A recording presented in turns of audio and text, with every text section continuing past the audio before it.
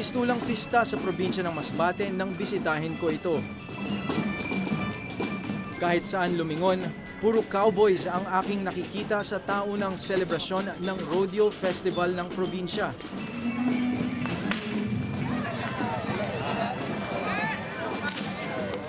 Parang pelikula ni Clint Eastwood kung makaasta ang mga Pinoy cowboys na ito sa parada. Kabayo, boots, sombrero at lasso.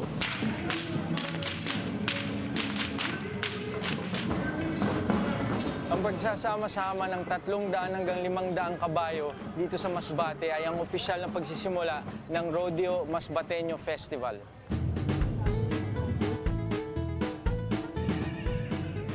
Maituturing na kulturang kano ang pagka-cowboy pero kitang-kita na niyakap at isinasabuhay na ito ng mga Masbateño. Pag-aalaga ng mga baka ang pangunahing kabuhayan dito. Kaya naman tinaguri ang Rodeo Capital of the Philippines ang probinsya ng Masbate. Unang araw pa lang ng Rodeo Festival, talaga namang dinagsana ito ng mahigit kumulang 5,000 katao para mapanood ang mga maglalabanang cowboy sa arenang ito.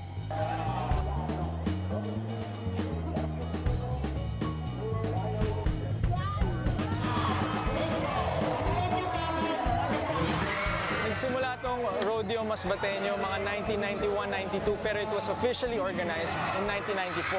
And 18 years later, meron na siyang sariling arena and ang dami-daming tao. Isa ako sa mga nakisiksik at nakihiyaw sa mga larong ngayong ko lang masasaksihan. Sa 2 dekada na ipinagdiriwang ang Rodeo Masbateño Festival, naging bahagi na ito sa pagyaman ng kultura at agrikultura ng bayan ng Masbate.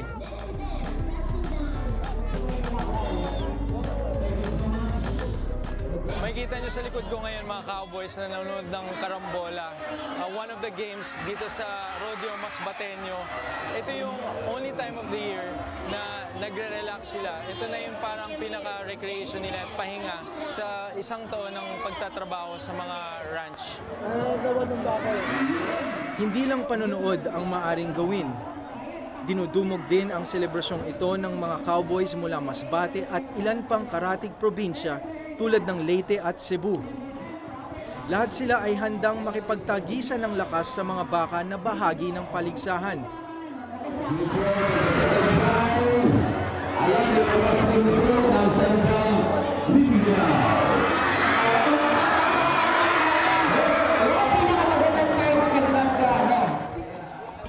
Nakilala ko ang 10 cowboys mula Balud, isang 4th-class municipality sa Masbate. 7 taon na silang sumasali sa paligsahan na ito para maiuwi ang 40,000 pisong premyo para sa mga profesional na cowboy. Malaki ang tulong nito sa mga cowboys na kumikita ng 1 baka sa bawat 10 baka na kanilang pinapaanak sa ransyong pinagtatrabahuan nila. Balud Cowboys, ito yung exceptional na cowboys na Masbate. Ang pagkakaiba na exceptional cowboys, kumbaga ang kultura nila, ang sistema, ito pa yung tradisyonal na pag-handle ng baka. Makikita mo sila sa umaga pagkatapos magkape, laso na kaagad ang hawak. Sasakay ng motorsiklo, pupunta na yan sa mga bakahan, maglalaro, mag-aasikaso na ng baka. Noong nakaraang taon, tinanghal na overall 2nd place ang Balud Cowboys sa Rodeo Masbateño Festival. Kung kaya't isa sila sa mga inaabangang kalahok dito. Ngunit sa umpisa pa lang ng larong lassoing on foot ng nagbukas na festival, tila inalat agad ang mga Balud Cowboys. Yung pagka-DQ namin. Kasi na-late daw kami. Tapos, yung binasihan naman namin kasi yung blackboard dyan kanina. Binago pala nila. Paano ito makaka-apekto na na-disqualify kayo? Ano na ngayon ang challenge? Kailangan bang manalo kayo ng lahat na? Talagang gagawin na lang namin yung mga masunod na event na manalo kami para makahabol kami sa kanila. Kahit na dehado ka agad sa umpisa, naunawa naman ng Balud Cowboys na kailangan sundin ang mga rules and regulations ng Rodeo Festival para patas at malinis ang mga laro.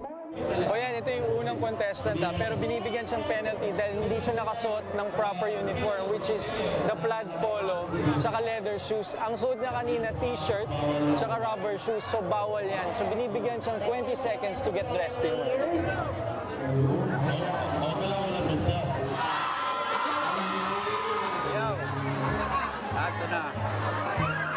Sa iisang arena lang ginagawa lahat ng rodeo events. Palabunutan kung sinong grupo ang siyang maglalaro sa araw na yon. Ang mga nakilala kong Balud Cowboys, matyagang naghihintay na matawag muli ang kanilang grupo para lumaban. Ngunit mailap ang swerte sa kanila sa unang araw ng palaro.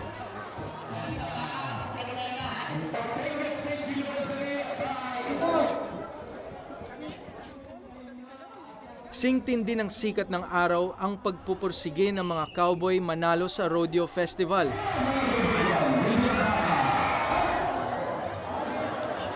Para maiuwi ang premyong pera dahil aabot sa 400,000 piso ang premyo sa kabuuan.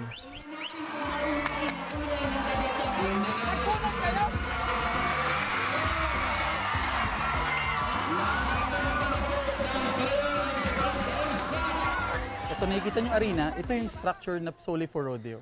Walang katulad nitong arena na to sa buong Pilipinas except in Masbate lang. In terms of laro, ang laro ng Bukidnon is more oriented on horse events. Ito yung team roping, lasso tie down, nakabase sa kabayo. Ang Masbate, purely kung ano ang trabaho sa rancho, ginagawang rodeo ngayon, na tinatawag natin parang rodeo Pilipino. Dito na ipapakita ng mga ranchero ang galing nila sa lassoing, bull wrestling, karambola, load carrying relay at casting down. Dito nyo itong game na to ngayon, ang tawag dito is wrestle on foot. Yung kailangan gawin ng contestant is huliin niya yung ball, ilaso niya yung neck, papahigayin niya, tapos itatali niya yung kahit tatlo sa 4 na paa. And pag hindi makatayo yung ball dahil dun sa tali, then successful ka, panalo ka sa game na to. Ito yung game ngayon.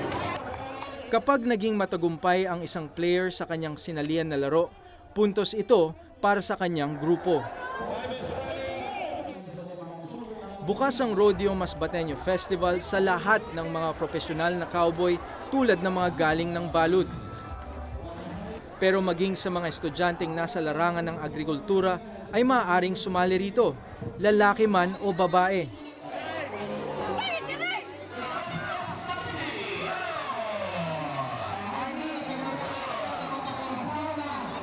Kagaya na lang ng 6 na beses na overall champion sa Rodeo Masbateño.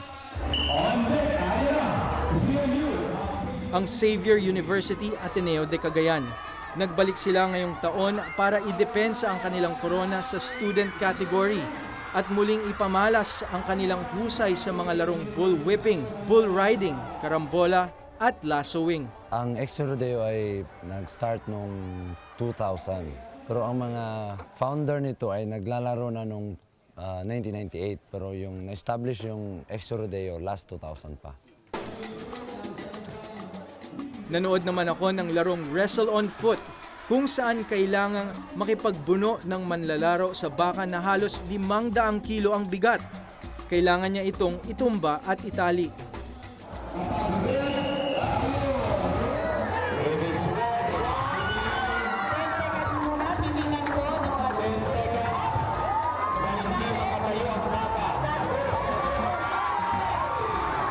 Nakatayo eh. Nakita nyo dun sa contestant kanina, medyo hindi siya successful dun sa pagpapahiga ng baka. So parang natapakan yata siya. Kung tutuusin, takaw disgrasya ang ginagawa ng mga manlalaro rito dahil hindi kontrolado ng mga bakang isinasalang sa loob ng arena.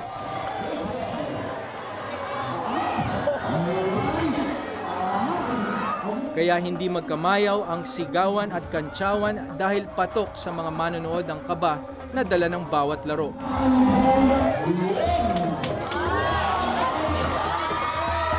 Makapigil hininga ang susunod na paligsahan. Ang bull riding kung saan kailangan makatagal sa loob ng 8 segundo ang cowboy sa ibabaw ng nagwawalang baka.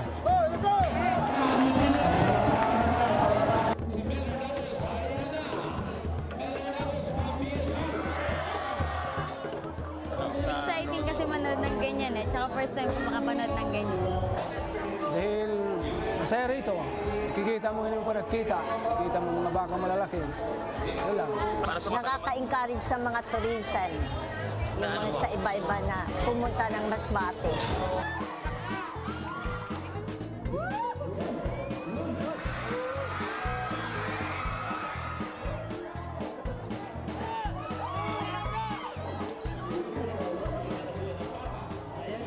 Sa gitna ng tensyonadong tagisan ng lakas sa pagitan ng baka at cowboy, nakilala ko ang Australianong si David Murray. Isa siyang cowboy mula sa bansang Australia at 11 buwan pa lang nagpapatakbo ng rancho dito sa Pilipinas. How do you find, I guess, the cowboy culture that you see it here in the Philippines? What's your reaction, or how do you feel about it? Well, I think it's great. I mean, look, I can only comment on my workers. Sure, of They're, course. they're brilliant guys. They're great guys. We've got a lot of them here today. They've came in. Are they gonna compete? Yes, one guy's competing. Okay. And I've brought the rest of the guys in to cheer him on. That's great for support. Yes. Okay. Sa buong buhay ko, ngayon lang ako nakapanood kung saan nasa peligro ang buhay ng mga lalahok sa paligsahan.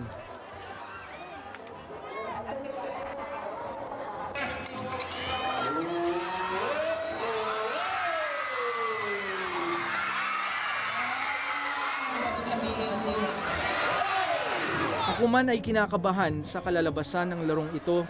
Alam ko na hindi natatapos sa panonood ang pagsadya ko rito sa Masbate sapagkat sasabak ako mismo at makikipagpatintero sa mga astig na baka sa loob ng arena.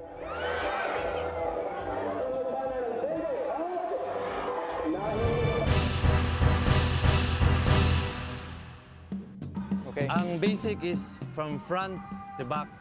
Ganito. Pag off mo dito,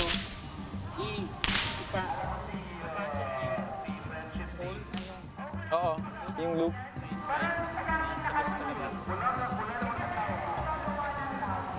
Medyo may ano lang, may kabilisan lang yung pag-ikot. Yan. Yun, yan, yan. Nice.